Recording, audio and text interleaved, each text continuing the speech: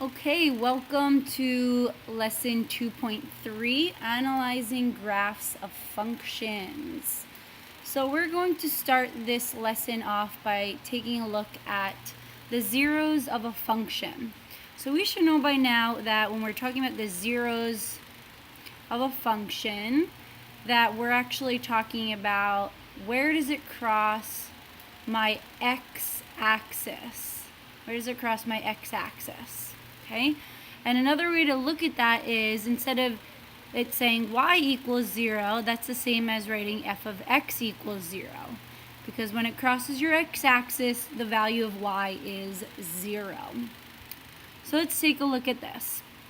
Finding zeros of a function. So in order to do that, we're going to set this equal to 0, and we're going to solve. So we remember that when we have the value of a is not 1, that's when we have to do a times c. So in this case, 3 times negative 10 is negative 30. So we say what multiplies to negative 30 and adds up to a positive 1. So multiplying to a negative 30 and adding up to a positive 1 would be 6 and negative 5. So we're going to go ahead and replace my x here with a 6x minus 5x minus 10. And then we can factor this. So we look at the first two terms. We can take out a 3x. And then we're left with an x plus 2 here. We remember that we have to have the same binomial left over here, so I rewrite the x plus 2. So I say, what can I take out from my last two terms? A negative 5. So let's make sure that works. Negative 5x over negative 5 is x. Negative 10 over negative 5 is a 2. So that worked out. And then we look here and we say they both had an x plus 2 in common. So we take that out and we're left with a 3x minus 5. From here, we're pretty much set. We just make our t-chart and we solve for x. So x plus 2 is 0, or x is negative 2. 3x minus 5 is 0, or 3x is 5. Dividing by 3, and x is 5 over 3.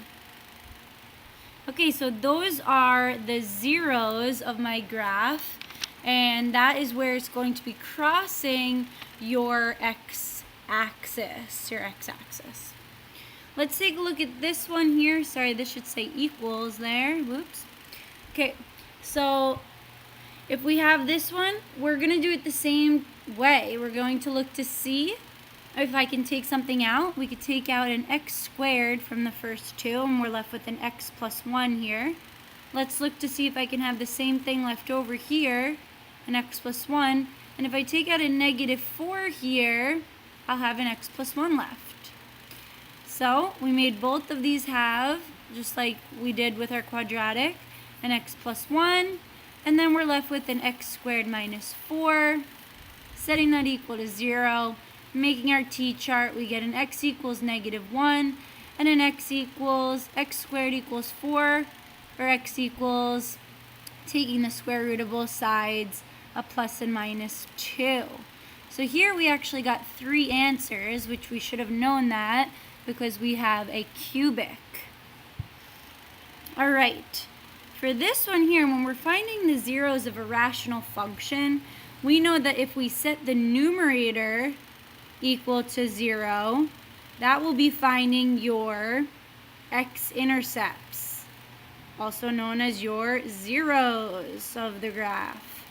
If we set the denominator equal to 0, that will be finding your vertical asymptotes of the graph.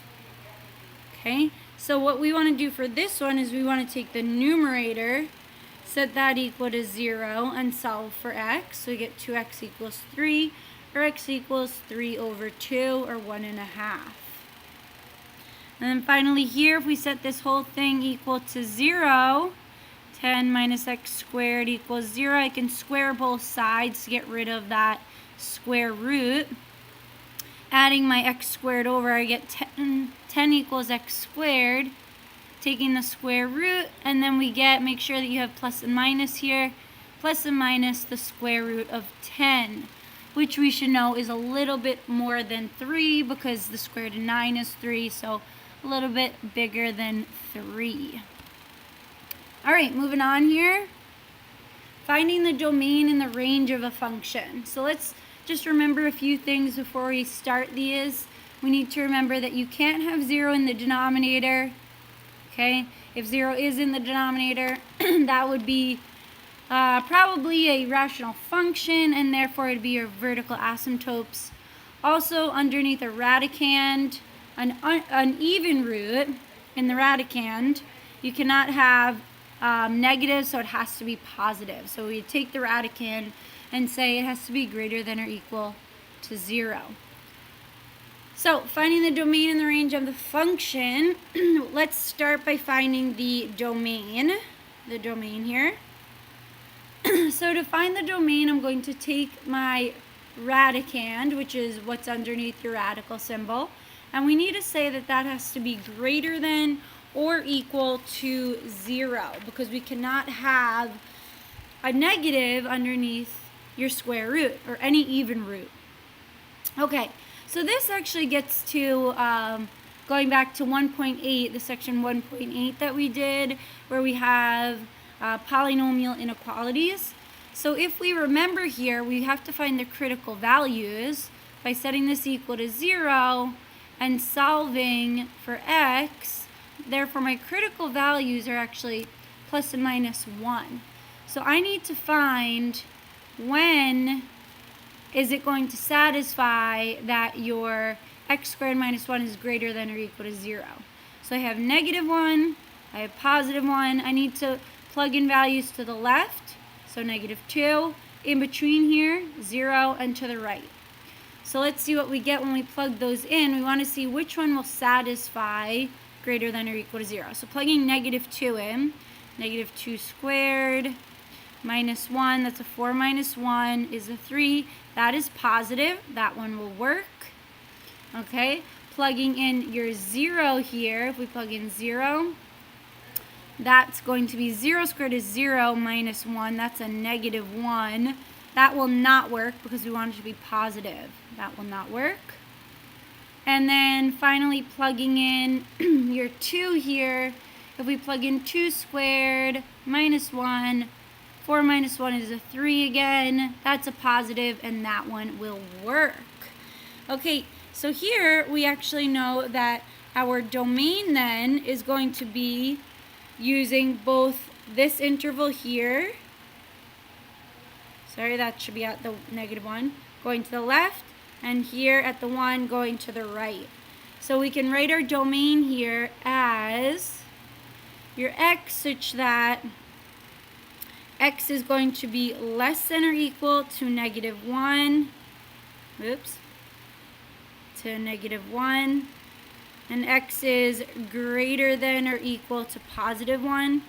Writing it in interval notation, the domain would be from negative infinity, we always use parentheses, all the way up to negative 1, it's including it, union from 1 all the way up until infinity. Okay, and that gets parentheses. Okay, if we actually went ahead and graphed this, we would see that it would start at negative 1 and it would draw a graph this way, start at positive 1 and draw a graph this way. So your range here is actually going to be greater than 0 from 0 on. So it will be from 0, including that, all the way up until positive infinity. Okay? For this one here, we're taking a look at, we should remember that if x squared and y squared are both squared and we have the same coefficient here, we should remember that this is actually a circle. So we should remember that if it's x squared plus y squared and it's equal to your radius squared, I know that my center is actually at 0, 0, and my radius is actually 5 because my radius squared is 25, therefore When I take the square root of that, my radius is 5. So if we actually went ahead and graphed this, here's 0, 0, and then if we went 5 units up, to the right, down, and to the left, and then I actually graphed, this should be a circle. Actually, it's not too bad there. And then we can see that our domain is going to be from, your x values are from -5 all the way to 5. So from -5 to 5, including those, both of them. And your range here is again also from -5 to 5. So it's the same. Okay? This is actually a polynomial. It's a cubic polynomial. And we should know that when we have cubic polynomials, that it's going to be a curve, something like that there. So when you draw that, your domain is going to be all reals. It's covering going to the left, to the right. So it's going to be all reals from -infinity to positive infinity. And the same with your range too, from -infinity to positive infinity. All right. You guys try this one on your own. You're finding the domain and the range of the function. Give that a try. All right, so hopefully we tried that out here. Let's see if we got it correct. So if we take a look at taking our radicand, which is x minus 1, we know that has to be greater than or equal to 0. And since it's only linear, your radicand is linear, we could just add 1, and therefore x is greater than or equal to 1. So therefore your domain is x is greater than or equal to 1, or written as interval notation, it's going to be from 1 all the way up until infinity. Okay? And then to find your range, if you plug in your 1 here, f of 1, I get the square root of 1 minus 1. That is square root of 0, which is a 0. So therefore your range is going to be, your y will be greater than or equal to 0, or it will be from 0 all the way up until infinity. Oops, sorry, that should be parentheses. There we go. Hopefully we got that right. Okay, let's talk about increasing and decreasing functions. So here is the definition of each one. You can write this down, but we're going to talk about it. Let's talk about if it is increasing first. So increasing, decreasing, and then if it is constant. Okay? So if we take a look at a function here, we want to know when is it increasing, when is it decreasing, and when is it constant. So what you're looking at is your y values, but in order to say when it is increasing, you're going to tell me the x values that the interval is increasing over. So let's take a look at one of these. Here's my beautiful cubic curve. Let's take a look at, okay, I'm just going to draw one in here. There, that is a portic, right?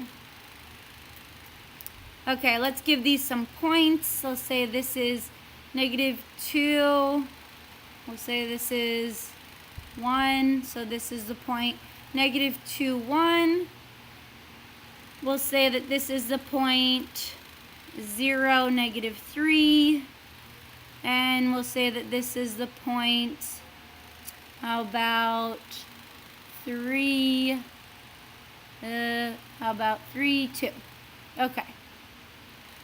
So we want to know when is it increasing and when is it decreasing. So if we highlight over this, from here, from -infinity, going all the way up until this point here, it is increasing. Okay, so if we start writing down when it's increasing, this is going from -infinity, we're talking about your x values here, all the way up until -2. So from -infinity all the way to -2, it is increasing. Okay, then we start to go down. So from -2, the x value of -2, all the way to this point right here, which your x value is 0, then it is decreasing. Okay, so that means from -2 all the way to 0, it is decreasing. Okay, and then we start going back up. So from here, from 0 all the way up top here to 3, then it starts to increase again. So from this point here, 0, all the way to 3, it is increasing. And then again, it starts to go down, decreasing. Your your y values are decreasing because we always look at the graph from left to right. So this is going from your x value of 3 all the way to infinity. It will continue to decrease. Okay? If we look at this one here, this first graph going from left to right, it is increasing the entire time. It's increasing the entire time. So it's increasing from -infinity all the way to infinity. All right? Okay, you guys try this one, see how you do. All right, so hopefully we gave that a try here. Let's talk about when it is increasing and when it is decreasing. All right, so first it is increasing if we start from left to right. We're going from here all the way up to this point here because then it starts to go down. So that's going to be from -infinity all the way, that's an infinity, all the way to your x value of 0. Then it starts to decrease. So decreasing will start at the point 0, and then it's decreasing all the way to this point right here, which is an x value of 2. So from 0 to 2. Then it starts to go back up again, increasing from 2 all the way to infinity. So from 2 all the way to infinity, it is increasing. Hopefully we got that right. All right, moving on here, we're going to talk about relative minimum and relative maximum. So we're just talking about the turning points of them. So if we talk about the turning points here and here on this graph, right, we can see that we don't actually just have a minimum because it keeps going down. We don't actually have just a maximum here because it keeps going up. So we are going to call this point your relative maximum, because by the points by this, that is a maximum. It's a turning point. And we're going to call this point the relative minimum. Relative minimum. Okay. Let's see. Getting to piecewise functions. So when we are graphing piecewise functions, we talked about these a little bit before, but when we're graphing them, we're going to look at the domain. So this one here is telling us to start at the x is less than or equal to 1.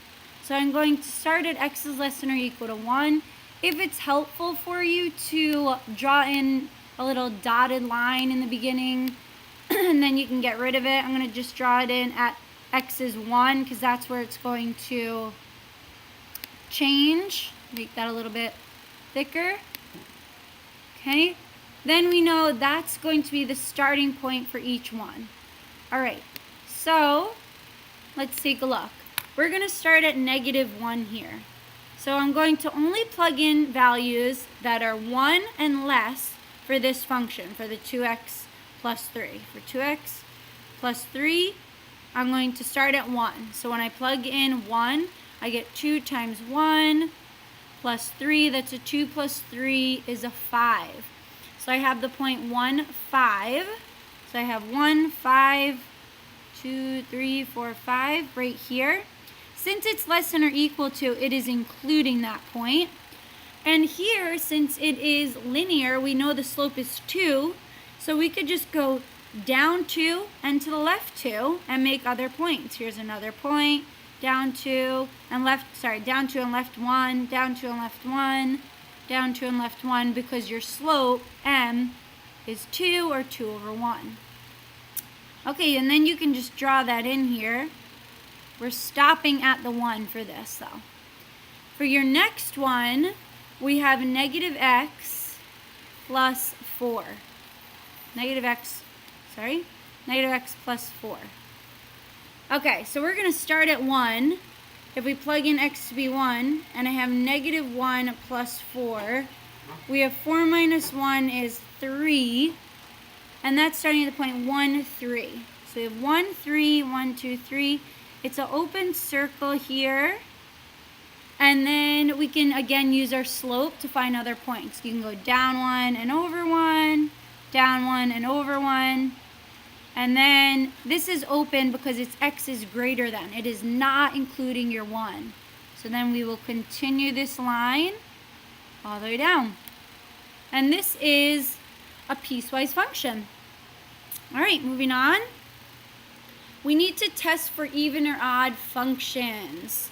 So if a function is even, then that means that when you plug in negative x, you will still get the same function. Okay, for example, if it is even, it is going to be symmetric over your y-axis. It is symmetric over your y-axis. For example, if we have f of x is equal to, say, x squared, how about minus 2? So here's x squared minus 2, just like that. And it is symmetric over your y-axis, because if we plug in a negative x here, whoops, sorry, that's a negative x, then we actually get negative x squared, and then negative x squared, well, negative 1 squared is a 1, so we just end up with getting x squared minus 2, which is f of x. F of x is x squared minus 2. So therefore, f of negative x came out to be the same as f of x. So therefore, it is even. Okay, it is going to be odd when you get f of negative x will be equal to negative f of x. So what that means is you're going to have something where this is actually going to be symmetric over your origin, over the origin. Okay, so I'm going to attempt to draw one here. Okay, so this is going to be my cubic curve here, going down and then back over. So we can look here and see if you plug in a negative x into your function and you end up with a negative f of x, that is when it will be an odd function. So let's try a few here and then we'll test it. So let's see if we have g of x is equal to x cubed minus x. Let's test to see which one will work. So let's try and plug in first g of negative x and see what happens. So if I have a negative x cubed minus, I'm replacing each x with a negative x. Well, a negative 1 cubed is actually a negative 1, and then we have x cubed, and then we have plus 1. Plus x. Okay, so then what happens here is I can actually take out a negative value, a negative 1. If I take out a negative 1 from here, I have x cubed minus x. And this is g of negative x this is a negative 1. Well, look what g of x is equal to. It's equal to x cubed minus x. Here's my x cubed minus x. So a negative 1 g of x. So therefore, since g of negative x is equal to negative g of x, that means that this is going to cover that it will be, we'll see from here, an odd function. So this is odd. And if you graphed this, you'll see that it's symmetric over the origin. Okay, let's try this one here. Similar to the other one we did. If we plug in negative x here, I'll get a negative x squared plus 1. Well, a negative x squared is actually just x squared plus 1, which is equal to just your h of x. So therefore, h of negative x is equal to h of x, and therefore that is even. Okay, you guys try this one, and that will be a wrap. Alright, so hopefully we tried it. If we plug in negative x here, and we replace it, I'll have a negative x squared minus, I'm replacing my x with negative x to the 4th. Negative x squared is just an x squared minus a negative 1 to the 4th is still positive, so that's an x to the 4th.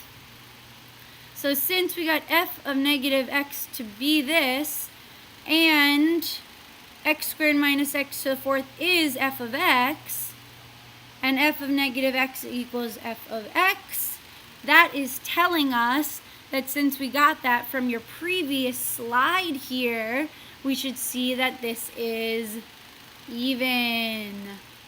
All right, thank you for listening. See you tomorrow.